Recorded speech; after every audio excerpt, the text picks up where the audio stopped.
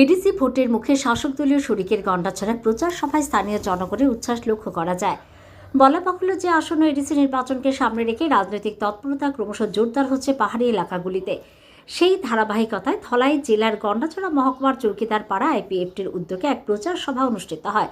সভায় দলীয় নেতৃত্ব আসন্ন এডিসি নির্বাচনে আইপিএফটিকে শক্তিশালী করার আহ্বান জানান এবং এলাকার উন্নয়নমূলক বিভিন্ন বিষয় নিয়ে বক্তব্য রাখেন।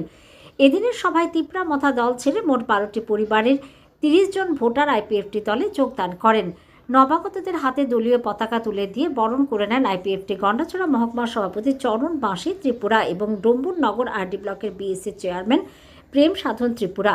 নবাগতদের দলে স্বাগত জানিয়ে নেতৃবৃন্দ বলেন, এডিসি নির্বাচনে আইপিএফটিকে শক্তিশালী করতে সাধারণ মানুষের সমর্থন ক্রমশ বাড়ছে। আগামী দিনে সংগঠনকে আরও সুসংগঠিত করে এলাকার উন্নয়নে কাজ করার অঙ্গীকারও ব্যক্ত করেন তারা।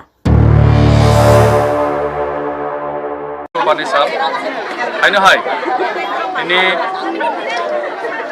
parti IPFT by kaisa joining sekarang edisi nirbacon